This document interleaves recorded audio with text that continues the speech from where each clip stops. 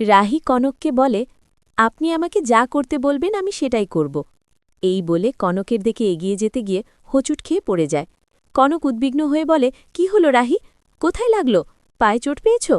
পাশ থেকে পিসি ঠাম্মা বলে ওঠেন, পুজোর শুভ দিনে হাত পা ভাঙতে হবে নাকি? রাহি হেসে বলে, আমার কিছু হয়নি, মা তো আমাকে ধরে নিয়েছেন। এরপর অনি, লাক্স, রাহুল সবাই মিলে কনকের পাশে এসে দাঁড়ালে সেই দৃশ্য দেখে পিসি ঠাম্মা আবেগে বলেন, একদম ছেলেমেয়ে নিয়ে পার্বতীর সংসারের মতো, যার আছে সেই বোঝে, যার নেই সে কি করে জানবে। তখনই রাজীব বলে, তুমি তো আমাদের আরেক মা, তোমাকে আমরা সবাই অনেক শ্রদ্ধা করি। ঠিক সেই মুহূর্তে রাহুলের দাদু এসে পিসি ঠাম্মাকে মা বলে ডাকলে পিসি ঠাম্মা অবাক হয়ে বলেন, তুই আমাকে মা ডাকছিস কেন? রাহুলের দাদু বলেন, তুমিই তো আমাকে মানুষ করেছিলে। পিসি ঠাম্মা হেসে বলেন, ছোটবেলায় মারও কম খাসনি কিন্তু। এই নিয়ে দুজনের মধ্যে স্মৃতির কথা চলতে থাকে। এরপর রাহি পিসি ঠাম্মাকে জড়িয়ে ধরে বলে, তোমার গয়নার বাক্স আমার চাই না, এই পরিবারটাই আমার সবচেয়ে বড় গর্ব। তখন কনক বলেন, সবাইকে শাড়ি বদলে আসতে হবে, যাও গিয়ে তৈরি হয়ে নাও। ওদিকে তিতলি একা একা মনে মনে ভাবতে থাকে, দিদি আর ভাইয়ের সঙ্গে রাহুলের এই মিথ্যে বিয়েটা যেভাবেই হোক ভেঙে দিতে হবে। রাহুলদের এত সম্পদ, একবার রাহুলের মন গলাতে পারলে বিদেশে গিয়ে সুন্দর জীবন গড়া যাবে। এদিকে রাহি সেজেগুজে প্রস্তুত হয়ে এলে রাহুল তার দিকে তাকিয়ে এতটাই মুগ্ধ হয়ে পড়ে যে পাঞ্জাবির বোতাম খুলে হাত থেকে পড়ে যায়। রাহুল বিরক্ত হয়ে পারে, এত ব্যস্ততার মধ্যে বোতামটা গেল কোথায়?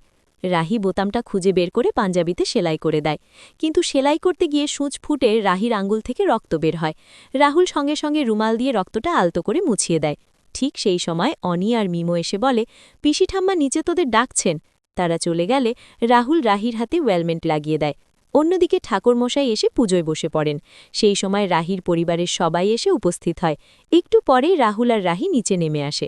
পিসি ঠাম্মা তাদের দুজনকে পুজোর স্থানে গোপাল আনার দায়িত্ব দেন। তারপর পিসি ঠাম্মা তিতলির কথা জিজ্ঞেস করলে রাহির কাকিমণি বলেন, ওর শরীর ভালো নেই তাই আসতে পারেনি, আমার ছেলে আছে, সুস্থ হলে নিয়ে আসবে। এই নিয়ে কথাবার্তা চলতে থাকে। ঠিক তখনই তিতলি সেখানে এসে পড়ে।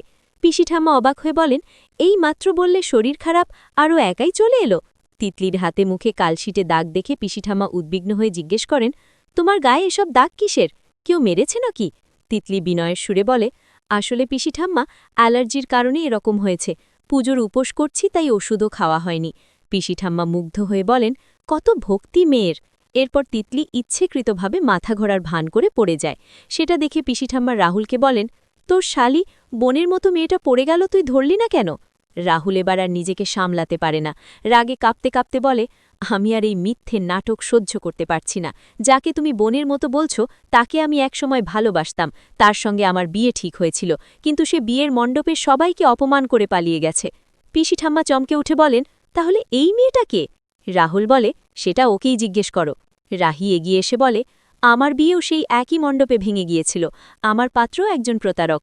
সব শুনে পিসি ঠাম্মা রেগে বলেন, একজন লগ্নভ্রষ্টা মেয়ের সঙ্গে ওর বিয়ে দিয়েছিস?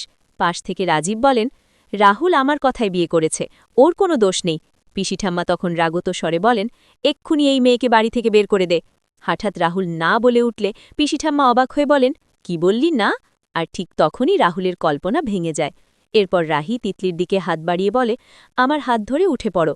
তিতলি কাতর গলায় বলে, অনেক ব্যথা করছে, উঠতে পারছি না। তখন রাহুল আস্তে করে বলে, আমি বুঝতে পারিনি, সরি।